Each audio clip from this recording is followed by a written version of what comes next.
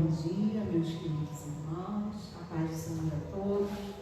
Nós estamos aqui nessa manhã para realizar a nossa escola bíblica dominical. E quanto tempo, né? Que a gente não estuda a palavra na escola bíblica. Infelizmente, nós não temos alunos aqui para interagir, mas eu espero que Deus te alcance, que Ele fale com você aí nessa manhã. Nós iremos orar para iniciar. Senhor, te louvamos e te agradecemos, porque apesar dos tempos turbulentos, Tu continuas sendo o mesmo.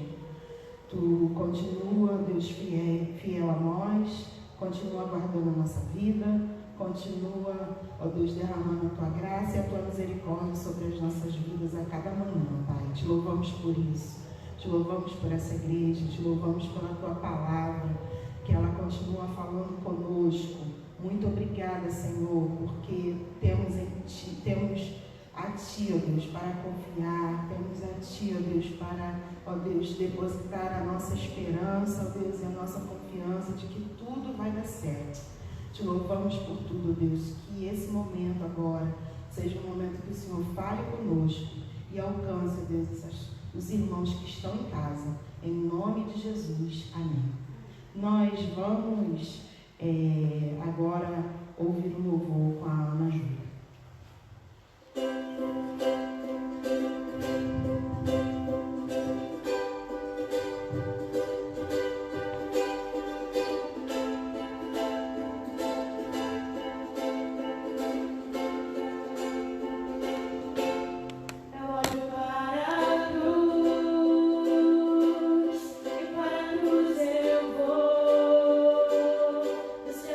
Participar.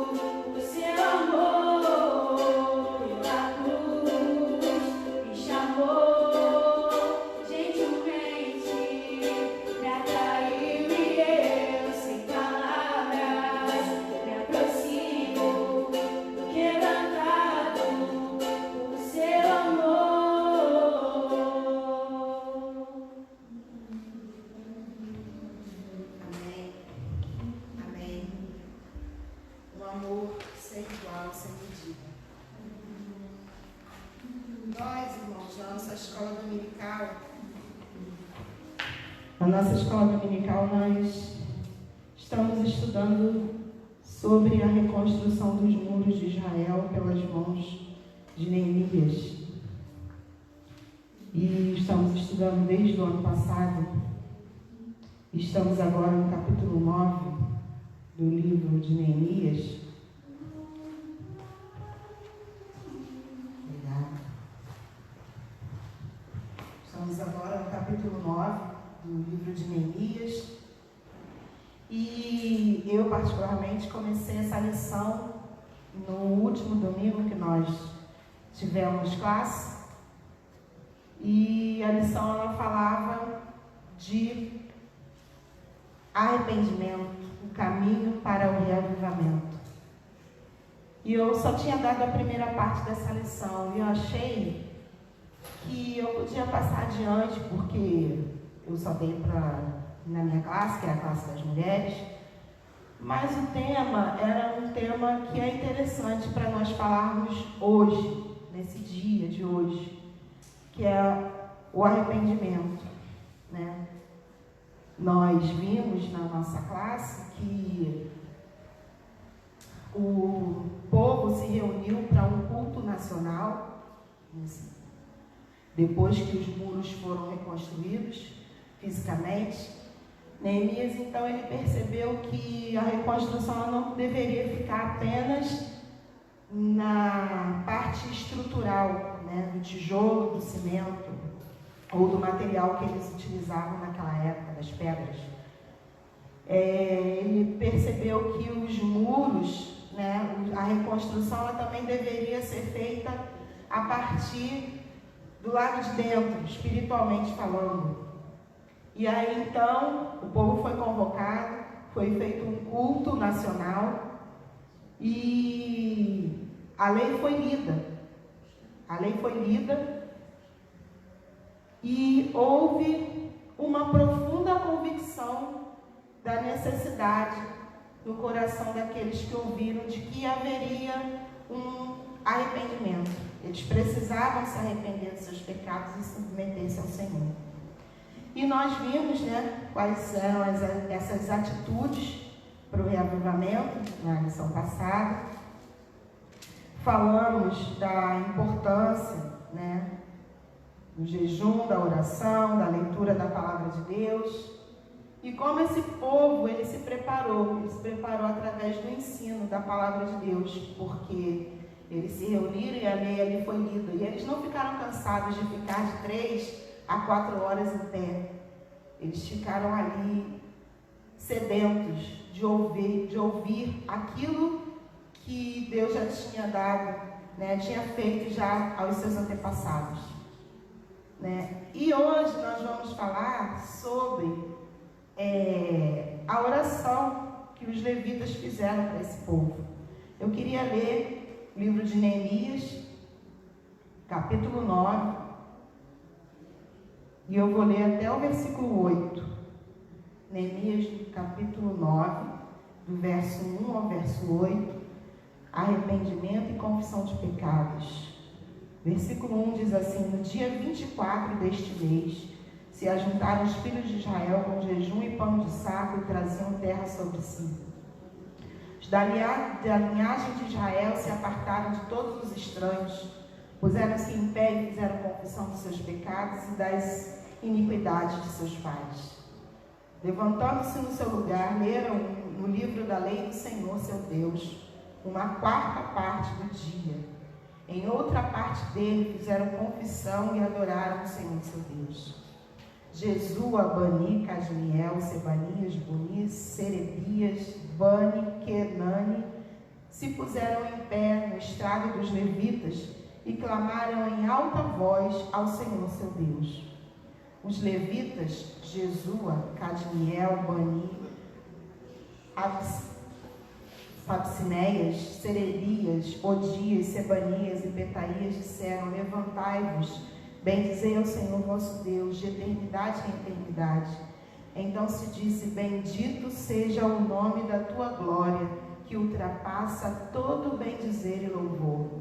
Só tu és Senhor, Tu fizeste o céu dos céus e todo o seu exército, a terra e tudo quanto nela há, os mares e tudo quanto há neles, e tu os preservas, a todos com vida, e o exército dos céus te adora.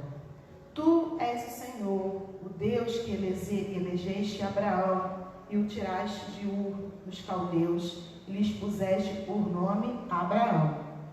Achaste o seu coração fiel perante ti, e com ele fizeste aliança, para dares à sua descendência a terra dos cananeus, dos heteus, dos amorreus, dos fariseus, dos jebuseus, dos heteus, dos amorreus, dos fariseus, dos jebuseus e dos girgazeus, e cumpriste as tuas promessas, porquanto és justo.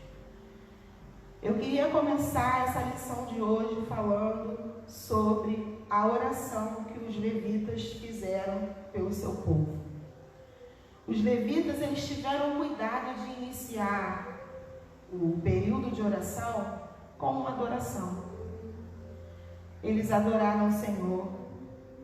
Eles disseram: bendito seja o nome da tua glória, que ultrapassa todo bem dizer e louvor. Só tu és o Senhor.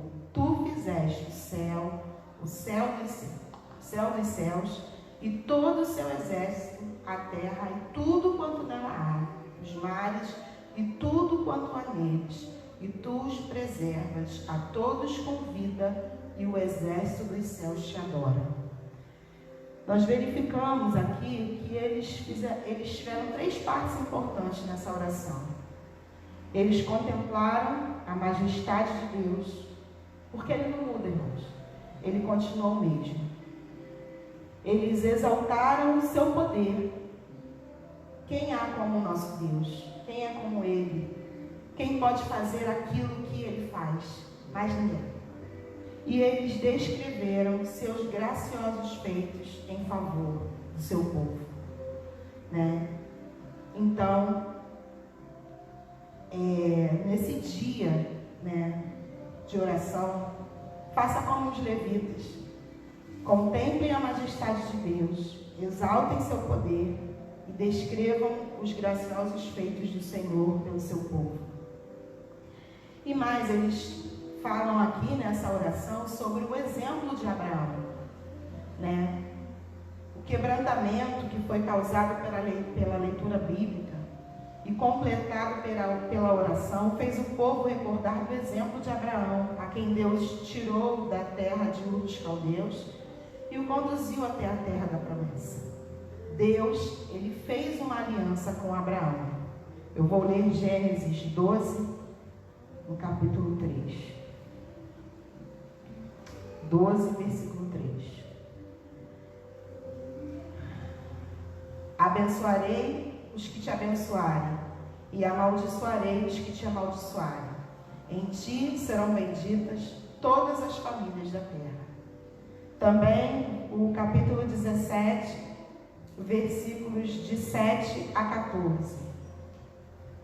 Estabelecerei a minha aliança entre mim e ti, e a tua descendência no decurso das suas gerações, aliança perpétua, para ser o teu Deus e da tua descendência. Dar-te-ei a tua descendência a terra das tuas peregrinações, toda a terra de Canaã, em possessão perpétua, e serei o seu Deus. Disse mais Deus a Abraão: guardarás a minha aliança, tu e a tua descendência, no decurso das suas gerações. Esta é a minha aliança, que guardareis entre mim e vós e a tua descendência. Todo macho entre vós será circuncidado. Circuncidareis a carne do vosso prepúcio. Será isso por sinal de aliança entre mim e vós. Até aí, irmão. Então, eles ouviram ali então que Deus fez uma aliança com Abraão.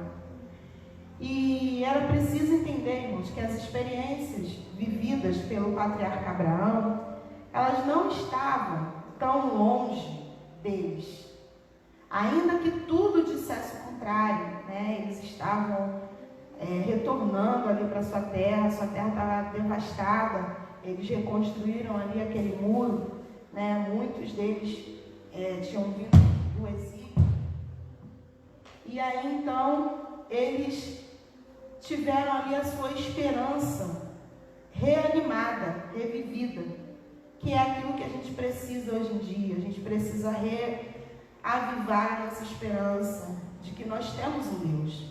Se você é como eu, você, nesse tempo agora, você já deu uma meio surtadinha, porque comigo aconteceu, né? A gente fica preocupado com como vai ser a vida escolar daqui para frente, como vai ser, se a gente vai ter salário para receber, como vai ser, como a gente vai conseguir pagar nossas contas, como a gente vai conseguir viver. A gente deu aquela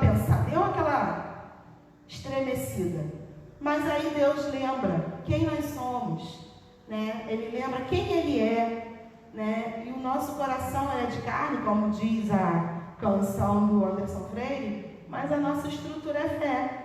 Somos corações valentes. Então a gente não pode parar. A gente tem que continuar falando da força do nosso Deus. Precisamos continuar, a nossa esperança continua viva. E uma coisa que Abraão teve de sobra foi a obediência. E a obediência é uma coisa que vai e volta, e ela vira e mexe, ela volta nos nossos tópicos, porque a gente está precisando ainda obedecer. O filho, eu já falei aqui em outra oportunidade, o filho obedece. E a obediência, irmãos, é um passaporte para a bênção. Certamente um grande questionamento nasceu no coração daquele povo. Se Deus abençoou Abraão e confirmou sua palavra, o que devemos fazer para sermos abençoados também? Novamente, o patriarca ele serve de exemplo, porque Abraão, ele obedeceu. Olha Gênesis 26, 5. Gênesis 26, 5 diz assim: porque Abraão obedeceu a minha palavra e guardou os meus mandados, os meus preceitos, os meus estatutos e as minhas leis. Ele obedeceu. Quando o Senhor Deus lhe mostrava a sua vontade, como foi lá em Gênesis, no capítulo 12, no versículo de 1 a 3, ele reagia respondendo com obediência. Ele viveu toda a sua vida em submissão a Deus, como a gente já leu lá em Neemias, no capítulo 9, no versículo 8. Em nossos dias, precisamos nos lembrar que obediência continua sendo o passaporte para a bênção. Vamos ler João 15, versículo 14?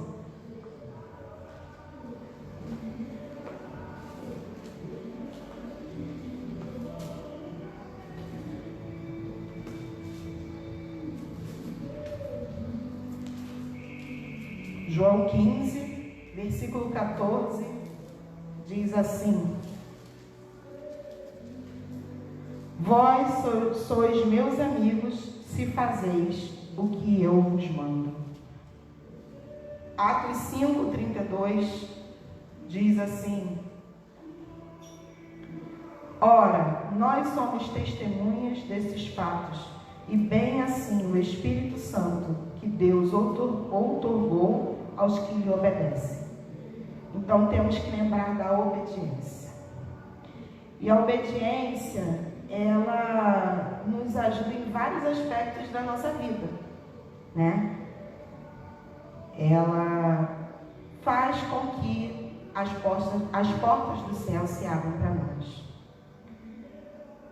Vou ler agora com vocês Mateus 6, 9 a 13. Irmãos, me perdoem, porque eu estou nervosa. Estou nervosa. Ai, Deus.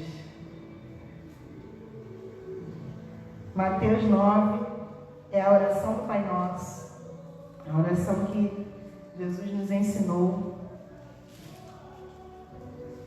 Portanto, vós orareis assim: Pai nosso que estás no céu, santificado seja o teu nome, venha o teu reino, faça-se a tua vontade, assim na terra como no céu. O pão nosso de cada dia dá-nos hoje, e perdoa-nos as nossas dívidas, assim como nós temos perdoado aos nossos devedores. E não nos deixeis cair em tentação, mas livra-nos do mal, pois teu é o reino, o poder e a glória para sempre. Amém.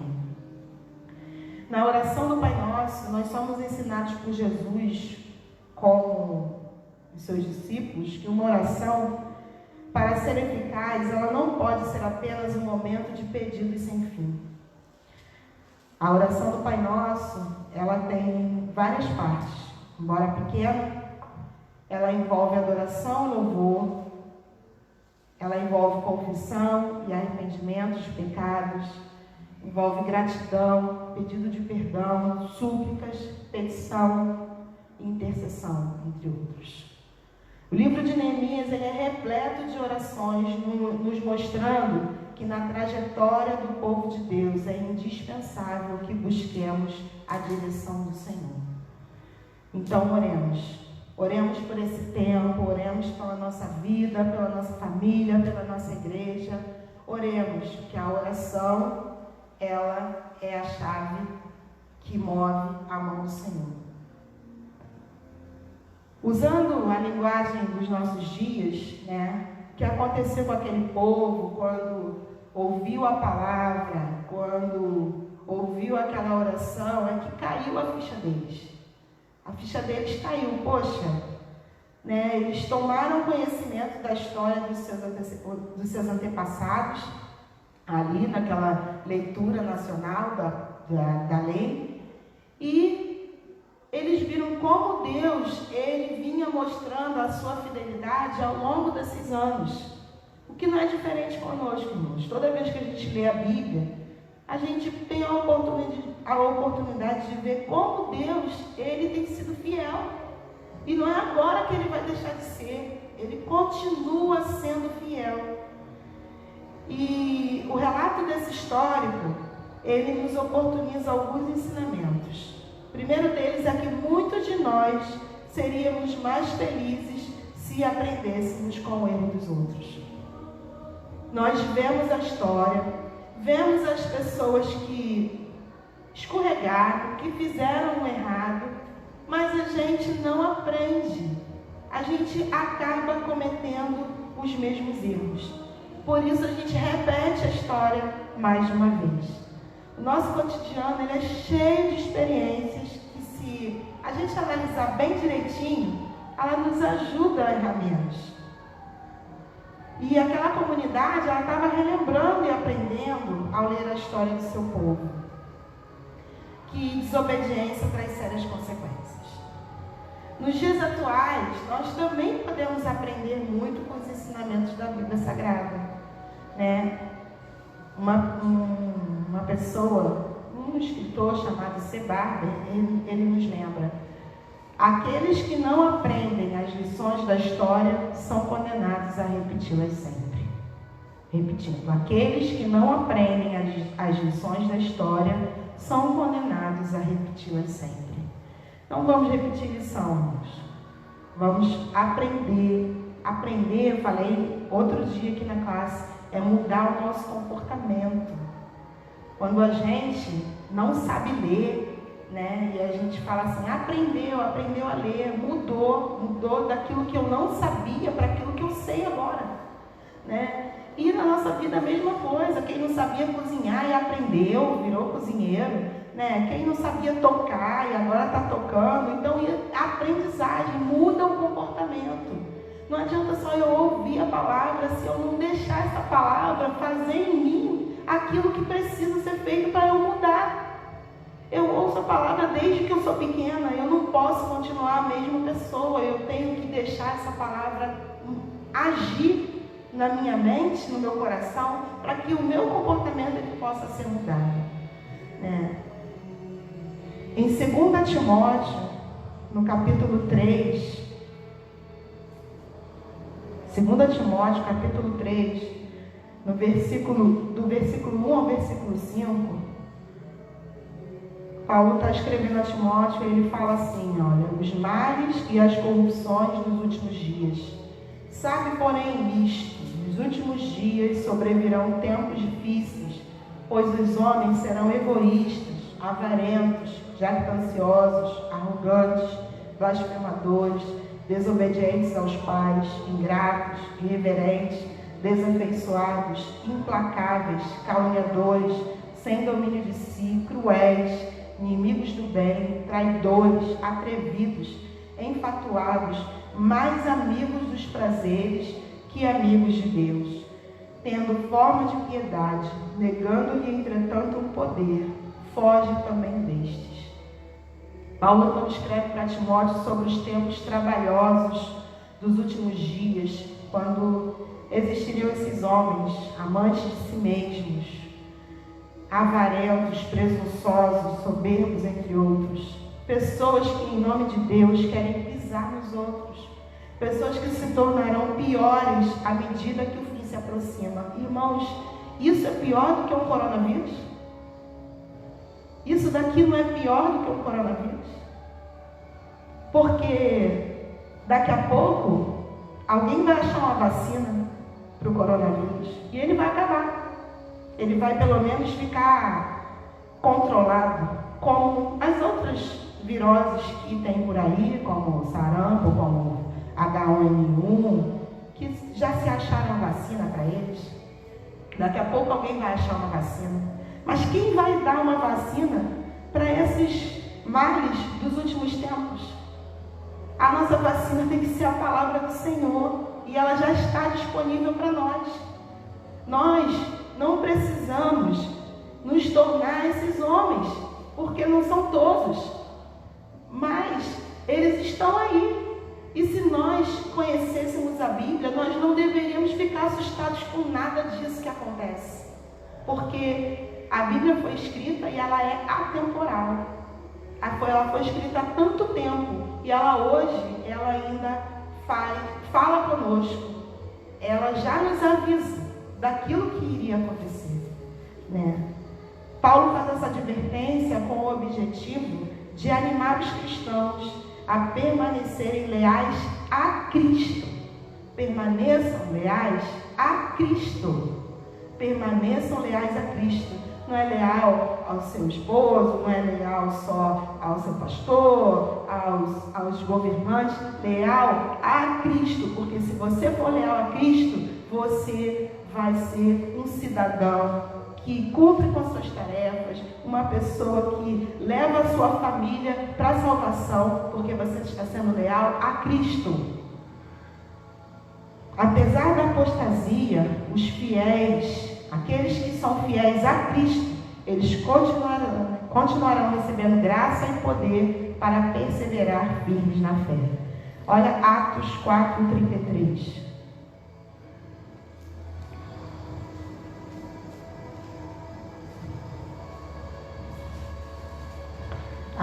Atos 4:33 diz assim: com grande poder os apóstolos davam testemunho da ressurreição do nosso Senhor Jesus, e em todos eles havia abundante graça.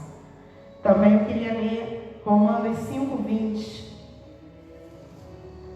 Sobreveio a lei para que aumentasse a ofensa, mas onde abundou o pecado, superabundou a graça. Também Judas, versículo 3, diz: amados, quando empregava toda a diligência em escrever-vos acerca da vossa comum salvação, foi que me senti obrigado a corresponder convosco, exortando-vos a batalhardes diligentemente pela fé que uma vez por todas foi entregue aos santos. Persevere, seja fiel a Cristo. Vamos reanimar a nossa esperança, porque Deus, Ele não mudou, Ele continua sendo o mesmo. Vamos lembrar agora do rei Ezequias, e a gente não pode deixar de lembrar, né?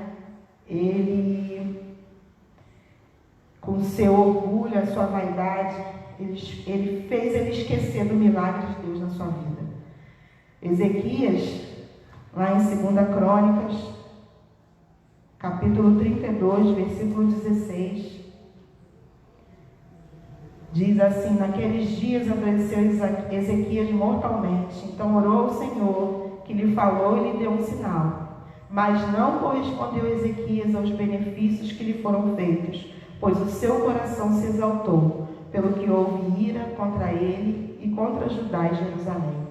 Ezequias, ele ganhou uma grande bênção, ele ficou doente, né? E ele orou, o profeta Isaías foi até ele para falar para ele arrumar a vida dele, de que ele ia morrer. E ele então orou ao Senhor, e Deus deu a ele 15 anos de vida ainda, ia acrescentar 15 anos na vida dele. Só que a gente é assim, né, irmãos? Quando a gente recebe uma bênção de Deus, quando a gente quer alguma coisa, a gente ora, a gente faz jejum, a gente promete, a gente fala que vai fazer e vai acontecer. E quando aquela bênção chega para nós, né, é uma alegria tão grande, eu fico tão crente, eu vou em todos os cultos, em todas as igrejas, porque, nossa, Deus fez alguma coisa por mim. Mas quando o dia a dia ele vai passando, né, e a nossa rotina vai voltando ao normal, então o nosso coração corrupto, ele tem essa tendência a esquecer aquilo que Deus fez por nós. E aí então nós passamos a viver como se nada tivesse acontecido, né? E o autor da lição, ele fala assim, que todo arrogante é assim. Na penúria ele arrepende-se, faz votos. Contudo, depois da bênção recebida, ele vai aos poucos esquecendo de quem o beneficiou. E a gente faz isso com a nossa salvação, né? A nossa salvação, nossa, é o melhor presente que Deus nos deu. Foi a nossa salvação. Mas, o que nós fazemos para Ele, para demonstrar a nossa gratidão pela salvação que Ele nos deu? O que nós fazemos? Muitas das vezes a gente se deixa levar pelo cansaço, pelo desânimo e esquece do nosso benfeitor Jesus. A gente esquece daquilo que Ele fez por nós. Aplicando, irmãos, nos nossos dias, o contato com a história do povo de Israel, ela oferece-nos um ponto de vista sobre os dias atuais. Podemos aprender com o exemplo dos que nos precederam. Assim, é necessário não apenas ler e conhecer os relatos bíblicos, mas extrair, com a ajuda do Espírito Santo, lições para nós aplicarmos no nosso viver cotidiano. Não adianta só ler. Eu tenho colegas que leem livros, 2 livros no mês, 3 livros no mês, 1 livro por semana, agora na quarentena. Leitura por leitura. Mas a palavra de Deus não é apenas um livro. Ela é viva. E ela é capaz de fazer por nós aquilo que ninguém pode, né? Então, eu digo a você, irmãos, quando isso acabar, vem para a escola dominical, vem aprender a palavra do Senhor, vem aprender a manusear a Bíblia, vem aprender para que você nunca mais tenha que cometer os mesmos erros, para que você nunca mais tenha que repetir as lições que você tem passado. Vem aprender de verdade, fazer uma mudança de fato, de verdade na sua Bíblia. Não adianta só a gente ser conhecedor da palavra. A gente tem que praticar essa palavra. Praticar essa palavra. E isso acontece quando a gente se embriaga dela, a gente se enche dela. Não adianta só a gente fazer só aquela leitura mecanicamente de todos os dias, né? Se a nossa vida, se a gente não demonstra nenhum arrependimento, se eu, que já estou na igreja desde que eu tenho 5 anos, sei lá, desde que eu sou pequena, mas que eu me lembro de uma classe, foi quando eu tinha 5 anos, eu não posso achar que eu não tenho mais nada para ser transformado no meu ser. Eu tenho que olhar essa palavra e aprender e mudar alguma coisa a cada dia, irmãos, porque a entrada do céu, o caminho que leva para o céu estreito, não leva bagagem, não. Vamos deixar para trás. Vamos deixar para trás e vamos, de fato, nos arrepender como pessoa, primeiramente, para que a nossa nação ela seja curada. Nos arrepender. E isso, eu digo a vocês, você pode estar falando assim, amém, amém, amém, mas eu não estou falando só de coisas grandes, de arrependimentos. Eu matava, eu roubava. Eu não estou falando disso não, irmãos. Estou falando das coisas pequenas que não nos deixam crescer. Para de fazer chacota com quem com quem pensa diferente de você. Para de fazer deboche, para de ser juiz. Sabe? Vamos aprender a viver de acordo com aquilo que a palavra ensina, com aquilo que Jesus ensinou.